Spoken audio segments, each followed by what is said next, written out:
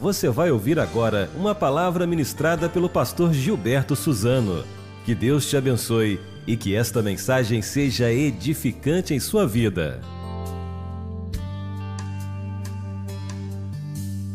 Creio que a pergunta mais urgente, mais importante e mais relevante que nós estamos precisando fazer hoje, nesses dias, é exatamente essa: o que é a igreja?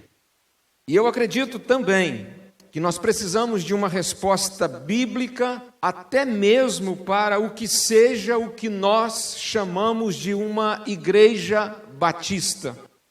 Porque nós estamos assistindo uma perda de identidade sem precedentes, uma perda de identidade no que diz respeito ao que seja uma igreja evangélica e também uma perda de identidade do que é realmente uma igreja batista. Hoje, qualquer um abre uma porta e se autodenomina igreja, inclusive se autodenomina igreja batista. Nós temos como igreja batista um bom princípio de que uma igreja batista é organizada por uma outra igreja batista, como aqui aconteceu em nosso bairro mesmo, há 5 anos atrás, no finalzinho do bairro, hoje já nem mais tão finalzinho. Nós tínhamos uma congregação e nós então promovemos a organização em igreja local daquela congregação, para que pudesse ter uma autonomia e assim continuar servindo no reino do nosso Deus. Ninguém, nenhum crente, nenhum membro de igreja, nenhum pastor, dentro dos princípios de uma igreja batista, é autorizado a chegar em qualquer cantinho da cidade e ali construir uma capela, e eu vou começar uma igreja, vou chamá-la de igreja batista, uma igreja independente. Não. Os princípios que regem uma igreja batista não nos autoriza a fazer isso. Devemos estar sempre vinculados uns aos outros como igrejas de Cristo. E nós percebemos, ao pensar sobre essa perda de identidade, hoje qualquer pessoa abre uma igreja e qualquer pessoa abre uma igreja e coloca o nome de igreja batista. Eu penso que até algumas igrejas batistas, que antes eram igrejas sérias, igrejas comprometidas com o reino de Deus e com a palavra de Deus, têm tomado certas direções estranhas e contrárias à Bíblia Sagrada, às Sagradas Escrituras.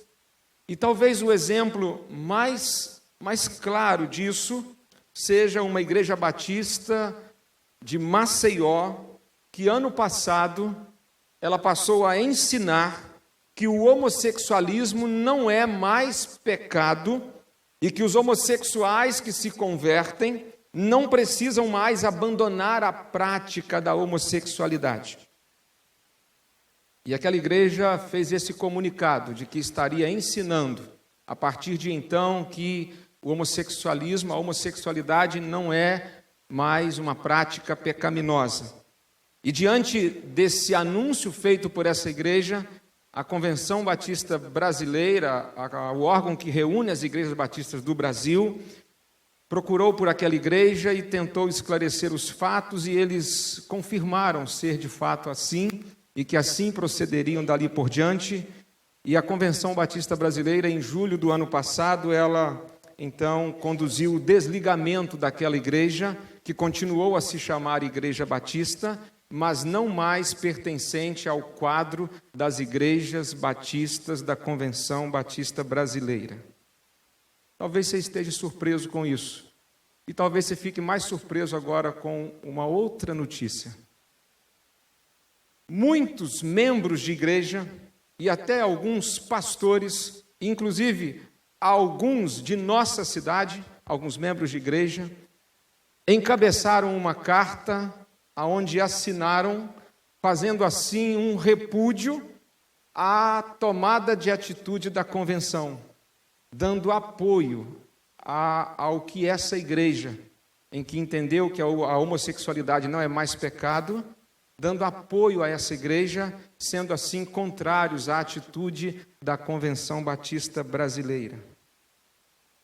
Irmãos, eu acredito que há muita gente completamente equivocada sobre o que é a igreja. Muita gente está totalmente enganada e confusa quanto ao significado da igreja. Por isso que eu creio que é um tempo de nós revermos o que é realmente a igreja, o que é uma igreja batista. Nós olhamos em nossos dias ao nosso redor e percebemos que há pessoas que olham para a igreja em nossos dias como se a igreja fosse um clube onde elas podem frequentar e, quem sabe, ali pagar uma mensalidade e viver a vida como bem entender. Tem aqueles que veem a igreja como se a igreja fosse uma prestadora de serviços, onde pessoas só procuram a igreja para atender às suas necessidades. E nesse caso, tais pessoas querem apenas receber serviços e nunca estão dispostas a servir. Outros acham que a igreja é uma casa de shows, onde cantores e bandas se apresentam e alguém traz uma mensagem que nunca aponte erro algum dos ouvintes, uma mensagem que não promova uma mudança de vida, uma mensagem que nunca fale sobre compromisso com Deus, uma mensagem que seja motivacional, que faça as pessoas saírem se sentindo bem, se sentindo vitoriosas. Há quem pense que a igreja é o prédio onde acontece uma reunião, um lugar onde não se pode entrar sem camisa e deve se respeitar muito.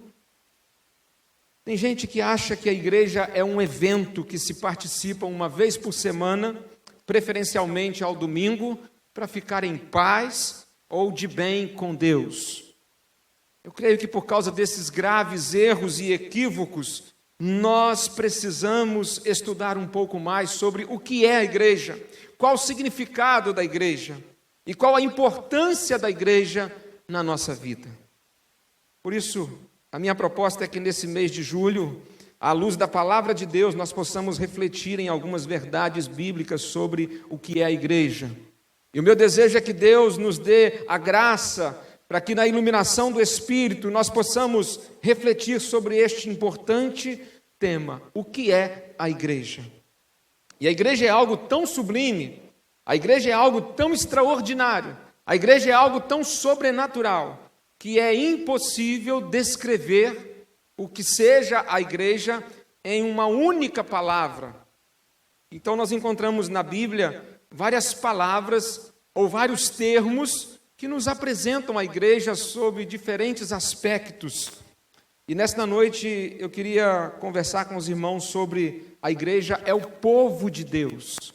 A igreja é o povo de Deus. E o texto que eu quero ler está na primeira carta de Pedro, capítulo 2, versos 9 e 10, quando o apóstolo Pedro, que tão de perto conviveu com o Senhor Jesus, o apóstolo Pedro, aquele que ouviu Jesus dizendo: tu és Pedro, e sobre esta rocha, esta afirmação que você acaba de fazer, que eu sou o Cristo, o Filho do Deus vivo, sobre esta afirmação eu vou edificar a minha igreja, eu vou construir a minha igreja. Este apóstolo Pedro, algum tempo depois, ele escreve uma das cartas que deveria circular por todas as igrejas da época. No capítulo 2, verso 9 e 10, Paulo assim disse: mas vós sois geração eleita, sacerdócio real, nação santa, povo de propriedade exclusiva de Deus, para que anuncieis as grandezas daquele que vos chamou das trevas para a sua maravilhosa luz. Antigamente não erais povo, agora sois povo de Deus. Não tinhais recebido misericórdia, agora recebestes misericórdia. Dentre tudo que o apóstolo Pedro nos diz nesse texto a respeito da igreja, está aqui a referência que ele faz à igreja no verso 9 como o povo adquirido. E novamente no verso 10 ele vai dizer sobre a igreja como o povo de Deus. Eu penso que a ideia da igreja como um povo nos ensina que a igreja é formada de muita gente. A igreja é formada de pessoas distintas, A igreja é formada de diferentes raças, tribos e nacionalidades. Pedro está ensinando sobre a dimensão extensiva e quantitativa da igreja. A igreja, é claro, é óbvio que não é a igreja de Cristo, não somos apenas nós, não é apenas a Igreja Batista SEAB. Naturalmente que a Igreja Batista não é a única igreja de Cristo na terra. Nós temos esse apelido de batistas, mas temos plena certeza que não apenas os batistas fazem parte do povo de Deus. É claro que não. Apesar de olharmos ao nosso redor e ver tantos grupos evangélicos que têm esta visão restrita de entender que apenas a sua denominação é composta, de fato, do povo de Deus ou se constitui no povo de Deus, não é assim que nós pensamos. A igreja é o povo de Deus e olhar para a igreja como o povo de Deus nos faz entender que a igreja é muito mais do que aquilo que a gente vê todos os domingos. A igreja é o povo de Deus que se reúne ao longo da história em toda a face da terra. É o povo visível que se vê em alguns lugares, mas é o povo também que ao longo da história vem crendo em Jesus e tendo Ele como seu único, eterno e suficiente Salvador. Entender a igreja como o povo de Deus é entender a extensão e a quantidade de pessoas que compõem a igreja. E quando pensamos num povo, é natural pensarmos que um povo sempre tem características próprias, algo que seja comum à vida de todas as pessoas desse povo. Você pensa no povo argentino, você pensa no povo brasileiro, você pensa no povo norte-americano, você pensa no povo italiano, e cada um desses povos, eles possuem suas características, pensando na nacionalidade delimitada por uma área geográfica, política, onde eles vivem. E ao pensar sobre o povo de Deus que não se limita a um espaço físico, que não se limita a uma nacionalidade, mas reúne todas as pessoas que creem em Jesus como seu Salvador e o segue, ao pensar nesse povo de Deus que é a igreja, eu creio que há também algumas características próprias, bastante comum à vida de todas essas pessoas que fazem parte do povo de Deus. E é isso que eu gostaria de analisar com os irmãos, tendo em vista as características do povo de Deus. E a primeira delas, e essa é uma característica muito bacana, a igreja é o povo mais feliz da terra. A igreja é o povo mais feliz da terra. Eu queria pensar com você sobre o Salmo 33, versículo 12. Esse verso nos diz assim: bem-aventurada, vamos ler juntos? Está ali, a letra não é muito grande, mas vamos ler juntos. Bem-aventurada é a nação cujo Deus é o Senhor, o povo que Ele escolheu como sua herança. Bem-aventurada é a nação cujo Deus é o Senhor e o povo que Ele escolheu como sua herança. O que me chamou muito a atenção neste salmo, irmãos, no Salmo 33, verso 12, é que muitas vezes nós olhamos para esta palavra nação aqui neste salmo, nós olhamos para esta palavra e pensamos que ela está se referindo a uma nação, tendo em vista um país com seus limites geográficos e políticos. Nós temos essa forte tendência de ler este salmo e pensar: bem-aventurada, feliz é a nação, é o país cujo Deus é o Senhor, o povo que Ele escolheu como sua herança. Nós somos tentados a pensar neste salmo tendo em vista um país. E com isso nós queremos, inclusive, pregar que todo o país deve se converter, porque se isso acontecer, o país todo será um país feliz. É claro que isso é verdade. No entanto, ao considerar o que o salmista está aqui querendo nos transmitir, a nação a qual o salmo se refere, se trata do povo de Deus, independentemente da nacionalidade, independentemente de onde viva, independentemente de onde reside, independentemente se seja brasileiro, se seja argentino, se seja coreano ou japonês. O O Salmo não tem nada a ver com uma bandeira nacional.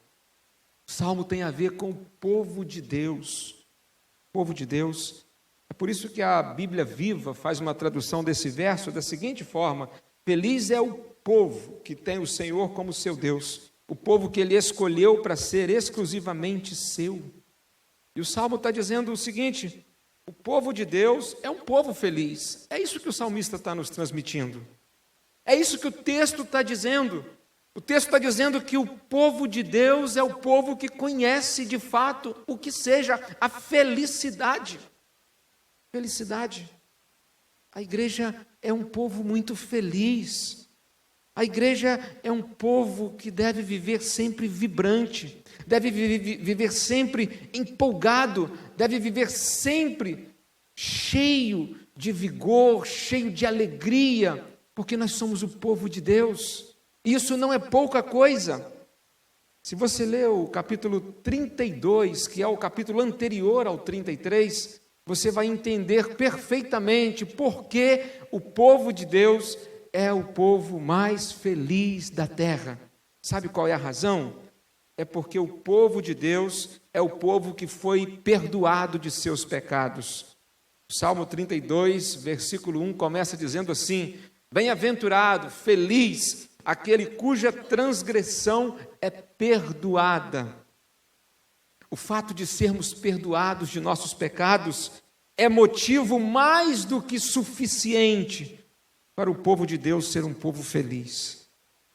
Nós éramos condenados e hoje somos salvos. Nós éramos escravos do pecado e hoje somos livres para viver em Cristo.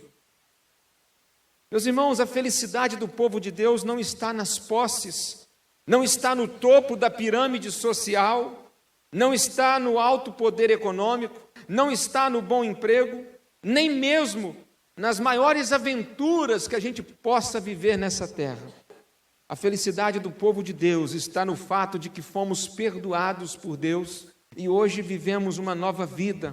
Hoje somos a igreja de Jesus, hoje somos o povo perdoado. Por isso que nós somos o povo mais feliz da terra. E lá no capítulo 43 do profeta Isaías, ele diz no verso 20, os animais, palavra do Senhor para o profeta transmitir ao povo, os animais do campo me honrarão, os avestruzes também, porque porei águas no deserto e rios para dar de beber ao meu povo, ao meu escolhido. Verso 21, povo que formei para mim, para que proclamasse o meu louvor. E o verso 25, eu mesmo sou o que apago as tuas transgressões por amor de mim e não me lembro dos teus pecados. A igreja é o povo mais feliz da terra, porque é o povo que foi perdoado. É o povo que pode confiar em Romanos 8, verso 1, porque nenhuma condenação há para os que estão em Cristo Jesus. E nesse mesmo texto, mais adiante um pouquinho, no capítulo 8 de Romanos, o apóstolo Paulo vai nos lembrar, porque nada poderá nos separar do amor de Deus que está em Cristo Jesus, nosso Senhor. Ah, meus irmãos, o quanto a gente deveria ser um povo mais feliz. O quanto nós deveríamos expressar mais a nossa felicidade. A começar de nossas celebrações, a começar de nossos cultos, a começar dos momentos em que a gente se reúne para cultuar a Deus. Deveríamos fazer isso com muito mais alegria, com muito mais alegria. Você há de concordar comigo que muitas das vezes a gente vem para o culto e às vezes não vem tão alegre como o Salmo nos diz, capítulo 122, alegrei-me quando me disseram, vamos à casa do Senhor. O salmista diz que só de alguém convidá-lo para vir para a casa do Senhor, ele ficou alegre. A gente deveria sair de nossa casa contando os minutos para a gente adentrar essas portas, para a gente cultuar a Deus. Sabe, irmãos, eu às vezes fico parado pensando como o povo de Deus no tempo do Antigo Testamento, comparando a nós hoje, como eles eram tão diferentes no culto a Deus. Saí de casa ainda há pouco, deve ter levado menos de 5 minutos da minha casa até o templo. Numa noite fria, mas dentro do carro, fechadinho, dando algum sereno bem fino, mas deixei a casa e vi. Agora pensa comigo como foi no tempo do Antigo Testamento, caminhando pelas estradas, viajando dias, semanas, para conseguir chegar no templo, para poder cultuar a Deus. As caravanas vinham pelas estradas cantando. Ah, meus irmãos, eu não estou tão certo se nós tivéssemos que ser crente naquele tempo, se nós estaríamos de fato decididos a ser crentes. Eu não estou tão certo que se nós tivéssemos vivido naquele tempo, se nós de fato estaríamos com tanta disposição, com tanta alegria no coração e com tanta felicidade para vir a um templo cultuar a Deus. Porque às vezes hoje nós temos tanto conforto, tantas facilidades, e às vezes a gente não vibra como o povo de Deus. O povo de Deus é o povo mais feliz da terra. Irmãos, quem não está com Jesus está indo para a perdição. Nós deveríamos sim chorar por isso, mas devemos nos alegrar porque nós fomos alcançados pela graça. Nós conhecemos a verdade nos libertou. O apóstolo Pedro disse que antes nós não éramos do povo de Deus, mas agora nós somos povo de Deus. Antes nós não tínhamos alcançado misericórdia, mas agora nós fomos alcançados pela misericórdia de Deus. E as misericórdias do Senhor são a causa de não sermos consumidos. Eu gostaria de fazer um apelo a você. No próximo dia que você vir para o templo para cultuar ao Senhor, venha com mais alegria, venha com mais alegria. Na hora que o pessoal aqui da música chamar você para cantar ao Senhor, fica com preguiça não, canta, mas cante mesmo, porque nós somos o povo mais feliz da terra. Na hora que eles disserem para você assim, olha, vamos com toda a nossa força, com todo o nosso fôlego, colocar para fora a alegria que nós temos no Senhor, coloque isso para fora, se alegre na presença do Senhor, e não apenas aqui no culto, mas no seu dia a dia lá fora também. Lembre-se que você faz parte do povo mais feliz da terra. Inclusive naqueles momentos em que a vida talvez parece que estiver toda agindo contra você, lembre-se que você faz parte do povo mais feliz da terra. Devemos louvar a Deus, devemos cantar, devemos expressar o nosso amor pelo Senhor, devemos viver empolgados com o Senhor, porque nós somos um povo perdoado. Nenhuma condenação há mais sobre nós, a despeito dos pecados que ainda cometeremos. Nós sabemos que podemos, inclusive, ou vamos mesmo sofrer consequências por conta desses pecados ainda, vamos colher frutos desses pecados, mas a perdição eterna, nós já estamos livres dessa condenação desde quando a gente veio para se tornar alguém, uma pessoa do povo de Deus. A igreja não é um grupo de pessoas com uma bandeira nacional. A igreja é o povo mais feliz da terra, porque é o povo que foi perdoado. Vire para quem está do seu lado aí e fala assim, você foi perdoado. Devemos ser felizes por isso. Devemos ser felizes, porque fomos perdoados. Agora, uma outra característica que eu quero destacar também sobre o povo de Deus, é que a igreja é o povo mais rico do mundo. A igreja é o povo mais rico do mundo. Não apenas o mais feliz da terra, mas o mais rico do mundo. E acompanhe comigo na leitura de Efésios 1, versos 3 a 14. Palavras do apóstolo Paulo aos cristãos da cidade de Éfeso. Bendito seja o Deus e Pai de nosso Senhor Jesus Cristo, que nos abençoou com todas as bênçãos espirituais nas regiões celestiais em Cristo.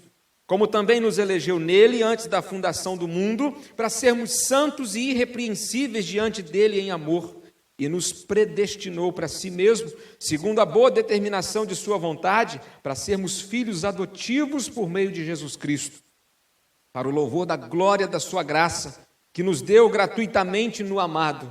Nele temos a redenção, o perdão dos nossos pecados pelo seu sangue, segundo a riqueza da sua graça, que ele fez multiplicar-se para conosco em toda sabedoria e prudência, e fez com que conhecêssemos o mistério da sua vontade, segundo a sua boa determinação que nele propôs, para a dispensação da plenitude dos tempos, de fazer convergir em Cristo todas as coisas, tanto as que estão no céu como as que estão na terra.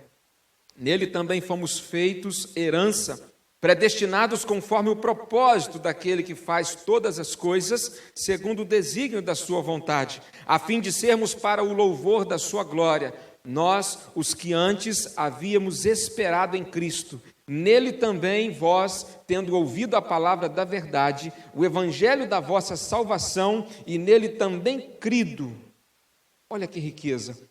Fostes selados com o Espírito Santo da promessa, que é a garantia da nossa herança para a redenção da propriedade de Deus para o louvor da sua glória. Nós podemos observar nestes versos deste texto que a palavra de Deus está nos dizendo que a igreja é o povo mais rico do mundo. O povo mais rico do mundo. Agora, em que consiste essa riqueza? É claro que Paulo não está falando aqui da teologia da prosperidade. É claro que Paulo não está falando de uma riqueza terrena, de uma riqueza material. A nossa maior riqueza não é material. Infelizmente, muitas igrejas em nossos dias têm pregado essa mensagem. Ensinam que Jesus vai nos dar o melhor carro, ensinam que Jesus vai nos dar a melhor casa, as melhores roupas. Isso é um grave engano. Em lugar algum da Bíblia, Deus nos promete riqueza material. Nós não encontramos isso em lugar algum de Gênesis a Apocalipse. Há igrejas por aí que pregam, ensinam esta mentira ou essa falsidade. A igreja, desde os seus primórdios, desde os seus primeiros anos, ela não entendia que a riqueza maior que possuía era material. Lá em Atos capítulo 3, Pedro e João estão subindo ao templo. À porta formosa havia um homem aleijado, que ficava ali pedindo esmolas. E quando estendeu as mãos para Pedro e João, Pedro diz: não temos ouro e nem prata, mas o que temos, isso te damos. Em nome de Jesus, levanta e anda. E aquele homem foi curado. Era por volta do ano 1100 e alguma coisa. Tomás de Aquino ouviu o Papa daquele tempo dizer, em nome da Igreja Romana, o Papa disse: hoje a igreja já não precisa mais dizer que não tem prata e nem ouro, porque a igreja é detentora da maior parte das terras do planeta. O tempo em que a Igreja Romana dominava boa parte do mundo. Tomás de Aquino, ao ouvir o Papa dizer isso, ele disse: em contrapartida, hoje nós já não podemos mais dizer, em nome de Jesus, levanta e anda. Conseguimos riqueza material, mas perdemos a maior de todas as riquezas. Perdemos o mais importante. Perdemos a verdadeira riqueza, a riqueza espiritual. E quando nós olhamos para esse texto mesmo aqui na carta aos Efésios, nós percebemos que Paulo está dizendo que nós fomos agraciados da parte de Deus com toda a sorte de bênçãos espirituais. Paulo está falando que a igreja de Jesus, ela é o povo mais rico da terra, do mundo. E ele diz em que consiste essa riqueza. Observe comigo que Paulo aponta neste texto, no verso 7, que nós fomos remidos e lavados pelo sangue de Jesus. Deus nos amou, Paulo está dizendo, e nos resgatou do reino das trevas, da escravidão do pecado. Nós éramos escravos da carne, éramos escravos do mundo, éramos escravos do diabo, mas Deus, através do sangue de Jesus, nos libertou e nos resgatou. Nós estávamos sequestrados pelo pecado e o nosso resgate custou um alto preço. E Deus pagou esse preço. Por isso que Pedro, na primeira carta, capítulo 1, ele lembra, sabendo que não foi com coisas perecíveis, como prata ou ouro, que fostes resgatados da vossa maneira fútil de viver, mas fostes resgatados pelo precioso sangue, como de um cordeiro sem defeito e sem mancha, o sangue de Cristo. Pelo sangue de Jesus, nós fomos comprados para Deus, para sermos propriedade exclusiva de Deus e para vivermos para a glória de Deus. Paulo está lembrando aos Efésios da verdadeira riqueza que o povo de Deus possui, o fato de ter sido comprado pelo maior preço que alguém poderia ser comprado pelo preço de um inocente. Fomos comprados, estávamos perdidos e fomos achados, estávamos mortos e revivemos. Tudo isso pelo poder do sangue inocente de Jesus. Paulo está lembrando que essa é a nossa maior riqueza. Mas ele diz também que além de sermos resgatados do nosso estado de perdição pelos nossos pecados, Paulo lembra que nós fomos adotados na família de Deus. Sermos filhos adotivos por meio de Jesus Cristo. O maior engano em que muitas pessoas vivem é o de achar que todo mundo que está neste mundo é um filho de Deus. Há uma frase num para-choque de caminhão, o qual eu li certa vez, que dizia: se tu és filho de Deus, aqui vai teu irmão. Nem todo mundo é filho de Deus, todos são criaturas de Deus, mas filhos de Deus, de fato, são apenas aqueles que são adotados por Deus como filhos dele, e são adotados aqueles que creem em Jesus. E Paulo está lembrando aqui que não apenas nós somos o povo mais rico do mundo, porque fomos comprados por um alto preço. A gente custou caro, a gente custou a vida de Jesus. Mas Paulo fala, olha, tem uma outra riqueza também muito grande. O fato de que Deus não os deixou ao léu da sorte, mas Deus os adotou como filhos dele, como membros da família dele. Pedro diz que antes nós éramos estrangeiros, estranhos, mas agora nós somos membros da família de Deus. Efésios 2,19. Como filhos de Deus, nós temos liberdade com Deus. Como filhos de Deus, nós temos intimidade com o nosso Pai, tal qual o filho pródigo teve ao retornar arrependido para sua casa. Você conhece a história, Lucas 15, aquele filho pródigo mais novo, ele estava distante de casa, ele reconheceu seu estado de pecador, ele lembra da casa do pai, ele reconhece que o seu pai é bom, e ele diz, o meu pai vai me aceitar. Ele retorna para a casa do pai, e ele faz um pedido, pai, eu sei que eu errei, eu sei que de fato eu não mereço nada, mas será que dá para o senhor me contratar pelo menos como um empregado? E a Bíblia nos diz, nessa parábola contada por Jesus, para revelar o amor de Deus por nós, que aquele pai diz, filho, quero te abraçar e dar um abraço nele, dar um beijo nele, manda trazer o par de chinelos, manda trazer o anel, devolve tudo que ele havia abrido mão na casa do pai.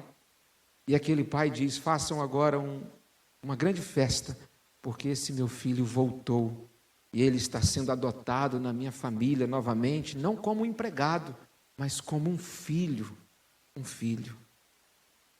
Irmãos, nós somos o povo mais rico do mundo, porque nós fomos adotados na família de Deus. Família de Deus. Que bênção é a gente pertencer à família de Deus. Semana que vem nós olharemos para essa bênção especial de pertencermos à família de Deus, olharemos para isso de forma mais detalhada. Mas perceba comigo que Paulo não apenas diz que nós fomos comprados por um alto preço, então nós temos muito valor, não apenas nós pertencemos à família de Deus, temos Deus como nosso Pai, Ele nos adotou como seus filhos, mas Paulo diz que nós fomos selados com o Espírito Santo. Que coisa preciosa! Você já se deu conta nisso? De que o Espírito Santo de Deus foi dado a mim e a você, desde que a gente se converteu. Você já se deu conta que nós, o povo de Deus, somos hoje a habitação de Deus? Nós somos hoje a casa de Deus, nós somos o tabernáculo de Deus. O Deus que criou os céus e a terra, Ele habita dentro de mim e de você. Meus irmãos, eu estou certo de que nós, em muitos momentos, não consideramos o quão precioso isso é, o quão valoroso isso é, que coisa rica é termos dentro de nós, na nossa vida, o Deus Criador dos céus e da terra. E você está aqui no culto, Deus está com você, você sai daqui e atravessa a rua, Deus está dentro de você, você entra no carro, Deus está com você, você vai para a sua casa, Deus está com você, você dorme, Deus está dormindo com você, amanhã de manhã você acorda e vai para o seu trabalho, Deus está indo com você, você vai para a sua escola, Deus está com você, te acompanhando para a escola, para a faculdade, o tempo todo, Deus com a gente, o Espírito Santo presente na nossa vida. Nós somos o povo mais rico do mundo por termos o Deus que é rico, o Deus que é riquíssimo, o Deus que é dono do ouro e da prata. Ele está dentro de nós, Ele habita em nós. E se Ele está conosco, nós estamos seguros, nós estamos guardados. E o que me impressiona nesse texto é que o apóstolo Paulo vai dizer no verso 14, que a presença do Espírito Santo na nossa vida hoje é uma garantia de que um dia nós teremos a presença nossa garantida lá no céu, ao lado de Deus, junto de Deus, garantia da nossa herança para a redenção da propriedade de Deus, quando Deus nos tomar dessa terra e nos levar definitivamente para viver na eternidade com Ele. O Espírito que hoje habita em nós nos dá a garantia de que um dia nós seremos, de fato, arrebatados para viver eternamente na presença de Deus. Somos ricos, muito ricos. Somos, de fato, o povo mais rico do mundo. Não porque temos muitos bens patrimoniais, não porque temos uma boa receita financeira, não porque temos um grande prédio com uma linda fachada de vidro. Não é nisso que está a nossa riqueza. Nós somos ricos porque fomos abençoados pelo Pai com todas as bênçãos espirituais nas regiões celestiais em Cristo Jesus. Sabe por que nós somos ricos? Nós somos ricos porque o Filho de Deus nos comprou. O Pai nos adotou e o Espírito Santo veio habitar em nós. Nós somos ricos porque a Trindade de Deus, ela se revelou e manifestou na nossa vida. E hoje nós somos esse povo, o povo mais rico do mundo. Agora, uma outra característica da igreja como povo de Deus é que a igreja é o povo mais aguardado na eternidade. Meus irmãos, Efésios 5, verso 25, 26 e 27, Paulo escreveu o seguinte: Cristo amou a igreja e a si mesmo se entregou por ela, a fim de santificá-la, para apresentá-la a si mesmo como igreja gloriosa, sem mancha, nem ruga, nem qualquer coisa semelhante, mas santa e irrepreensível. Se você não sabia, há uma ansiedade no coração de Deus, há uma expectativa no coração de Deus, há um desejo no coração de Deus. Há algo tremendo na pessoa de Deus, em que Ele aguarda o dia do Senhor, o dia do juízo final, o dia da volta do seu Filho aqui a este mundo, quando Ele vai encontrar de uma vez por toda e viver para todo sempre, por toda a eternidade, com o seu povo. Nós sabemos que haverá um dia da consumação do século dos séculos. Chegará o dia do juízo final, chegará o dia do Senhor, chegará o dia quando o Senhor Jesus vai voltar à terra em grande glória para se encontrar com a sua igreja. E Deus aguarda com expectativa, com ansiedade boa, ansiedade positiva. Deus está aguardando por esse grande dia, esse dia em que Paulo está dizendo aqui, em que Cristo vai apresentar diante de Deus a sua igreja, a sua noiva. As palavras de João lá no Apocalipse, Deus está aguardando pelo casamento. O casamento do noivo e a noiva, Cristo e a sua igreja. A linguagem de Paulo aqui no capítulo 5 de Efésios é uma linguagem do casamento. Cristo vai apresentar-se diante de Deus. Aqui está a minha noiva. Imagine você, todos nós, a igreja de Cristo, o povo de Deus, e Jesus nos apresentando diante do Pai, dizendo assim: Pai, esses são aqueles que me receberam como Salvador deles.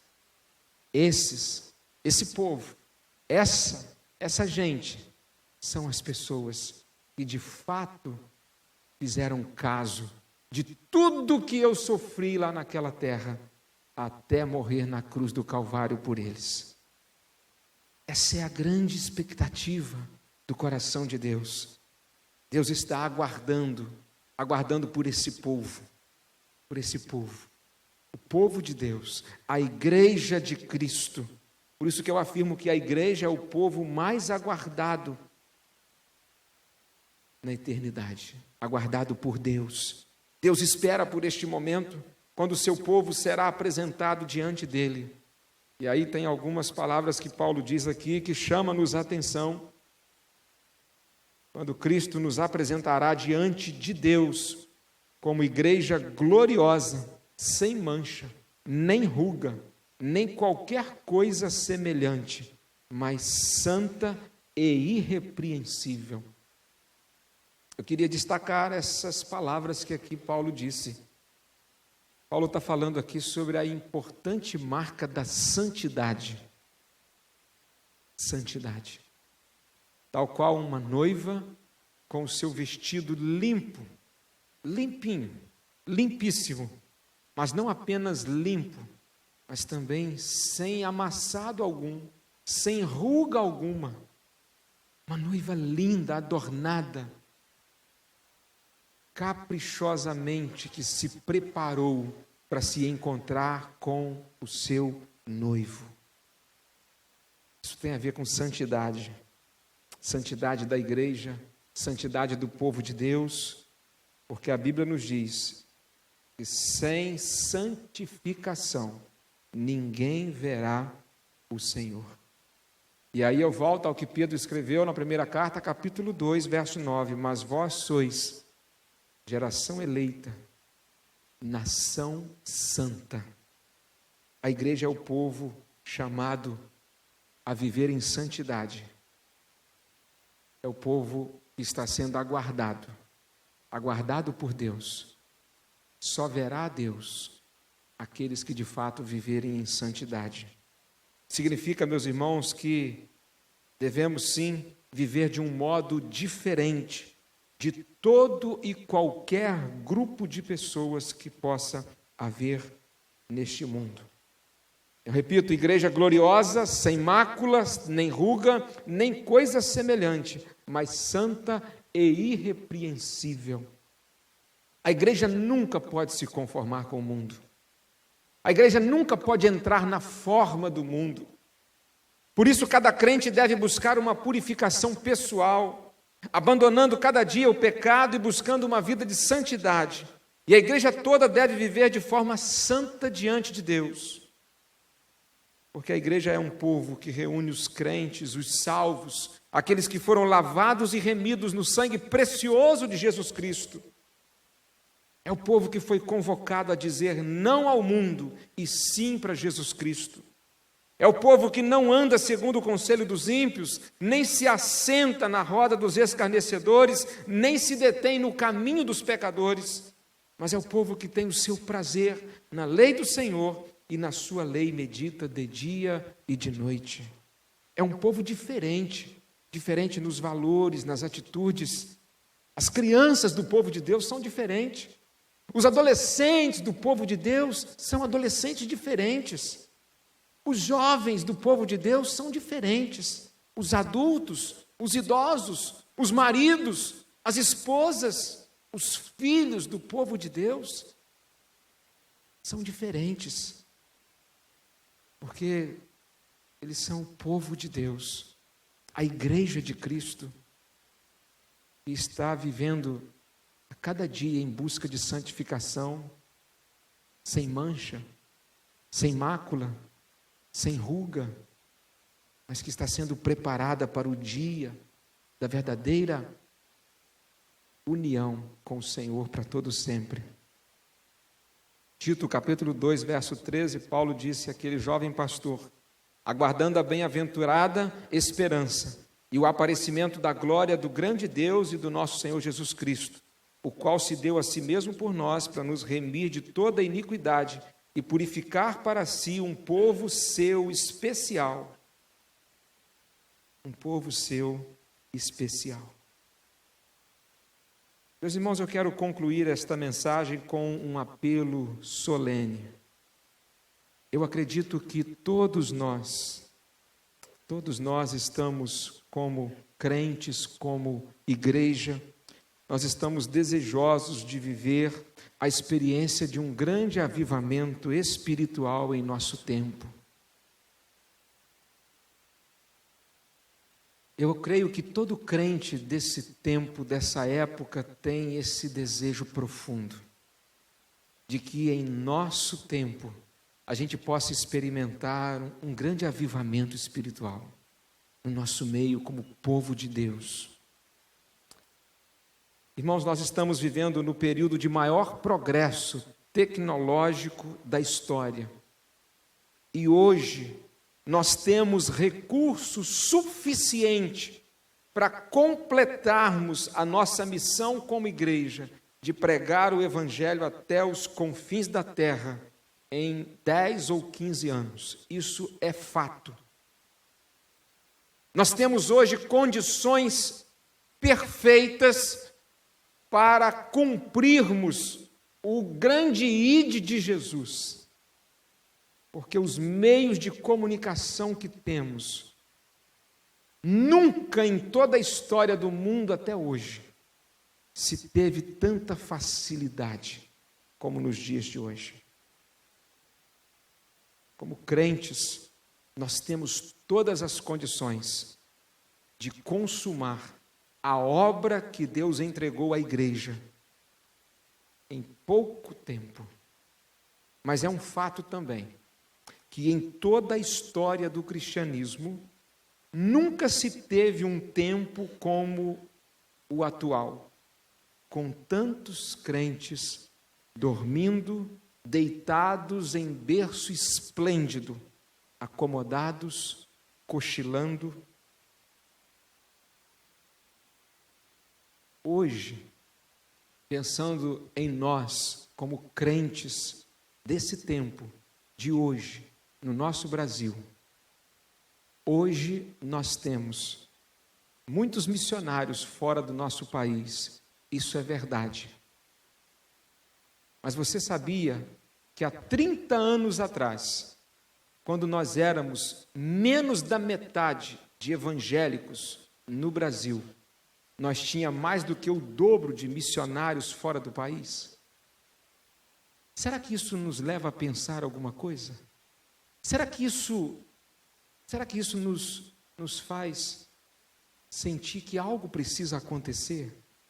Se nós crescemos em números como povo de Deus, por que diminuiu-se o número de pessoas dispostas a ir aos campos missionários?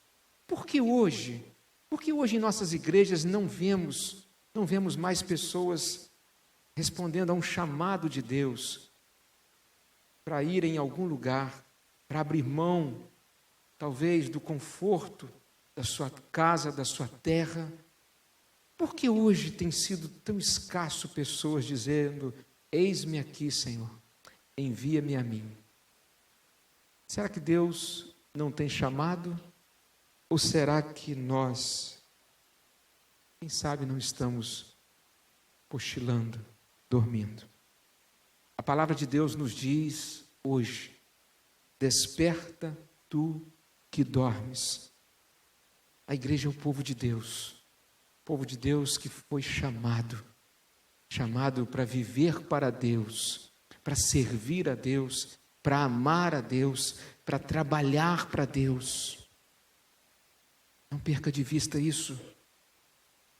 A igreja é esse povo, é o povo de Deus. Eu penso que essa é uma verdade gloriosa sobre a igreja. Somos um povo de propriedade exclusiva de Deus. Somos o povo mais feliz da terra porque fomos perdoados. Somos o povo mais rico do mundo porque Cristo nos comprou, o Pai nos adotou e o Espírito Santo veio habitar dentro de nós. Somos o povo mais aguardado na eternidade. Eu quero concluir esta mensagem com este apelo: que possamos viver como povo de Deus e que possamos agradecer a Deus por fazer parte do seu povo, o povo mais feliz, o povo mais rico, o povo mais aguardado. Deus nos abençoe para que a gente possa continuar como povo de Deus nessa marcha, trabalhando, servindo, porque é isso que Ele deseja para nós, é isso que Ele deseja de nós. E eu queria terminar este culto com este apelo, para que nós possamos continuar como povo de Deus, vibrante, acordados, despertados, não mais acomodados, mas dispostos de fato, a sairmos, quem sabe, de nossa zona de conforto, para a gente se envolver com o maior projeto de Deus, que é viver neste mundo, proclamando a palavra de Deus, o Evangelho, a salvação aos que estão perdidos. Amém? Senhor, muito obrigado, Pai. Obrigado por sermos o Teu povo. Obrigado, Senhor, por sermos o povo mais feliz da terra. Nós fomos perdoados pela Tua misericórdia e pela Tua graça sobre a nossa vida. Como nós Te agradecemos, Senhor, por termos sido alcançados pela mensagem do Evangelho. Mas, Pai, nós também Te agradecemos por sermos o povo mais rico do mundo, o povo que foi comprado por um alto preço, o povo que foi adotado como Tua família, o povo que foi dotado do Teu Espírito Santo. Hoje o Teu Espírito reside em nós. Pai, quanta riqueza, Senhor, quanta riqueza. Mas também Te agradecemos, Pai, porque somos o povo mais aguardado. Aquele dia quando o Senhor colocar um ponto final na história deste mundo, a Tua palavra nos diz que o Senhor Jesus nos apresentará como igreja gloriosa diante do Senhor, como a noiva que estará pronta, preparada para as bodas do Cordeiro. Pai, que nós possamos naquele dia ser apresentados como uma igreja sem mácula, sem mancha, nem ruga, mas como uma igreja santa e irrepreensível. Pai, nós Te agradecemos, porque somos o Teu povo, e pedimos que o Senhor nos ajude a vivermos como o Teu povo. Somos propriedade exclusiva do Senhor, que nós possamos dedicar a nossa vida ao Senhor, que não sejamos, Pai, escravos do sagaz enganador, mas que nós possamos a cada dia cumprir a nossa missão de espalhar a tua luz, trabalhando por Jesus aqui neste mundo. Muito obrigado, Senhor, por sermos tua igreja. É a oração que fazemos no nome de Jesus. Amém e amém. Que Deus te abençoe. Ore em silêncio, agradeça a Deus por você fazer parte do povo de Deus. Tenha uma boa semana, nossa cantina está funcionando. Se quiser passar por ali, fique à vontade. Amém.